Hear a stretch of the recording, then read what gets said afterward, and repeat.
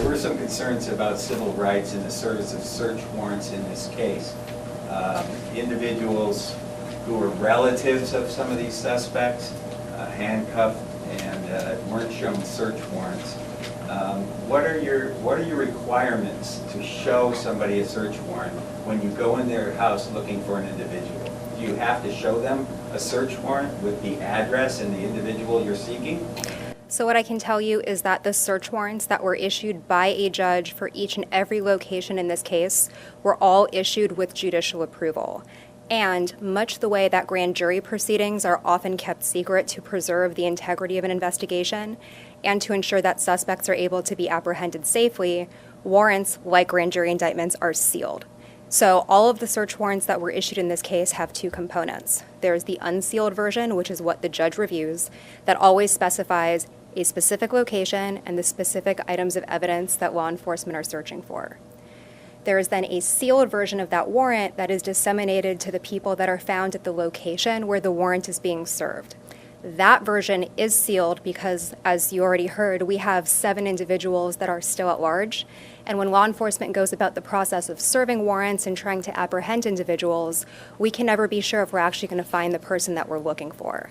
And so the purpose of sealing for this case and for any others in which sealed search warrants are issued and authorized, that's always and only ever done with judicial approval and only for that limited function. My understanding is that those warrants were provided to the individuals that were at that location, albeit in a sealed fashion, and that is entirely lawful and consistent with what the judge's orders allow. I think we're kind of used to the affidavit being sealed, but when the cops show up at someone's house and say, let me see, and they say, let me see a warrant, and then there's no address on the warrant, my question is there a requirement that you give them a warrant that specifies what to be seized and the location to be searched?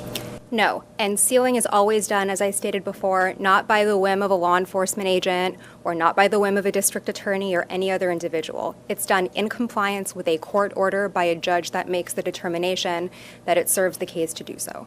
Do you have any general statement to make about people who feel like they were violated or their civil rights were violated in the service of some of these search warrants?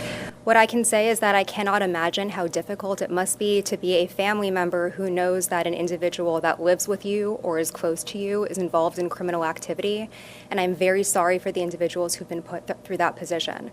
But I'm also very sorry for the individuals who live in that Mountain View community and any other community that's plagued by gang violence that have to bury their loved ones because people like that choose to engage in crime. Follow that. So how does the individual in those locations know that the police are looking at the correct address if the warrant does not show the location? Law enforcement is responsible in every instance, not just on this case, but any other, in ensuring that the target of the search warrant is in fact the location that's specified within the warrant itself.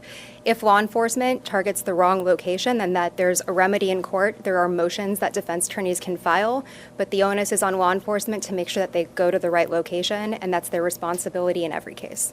Were there any federal charges in this or only state charges? I can't comment on any pending investigations, but I can tell you that the subject of this indictment are 22 specific individuals and 221 charges, all on state cases.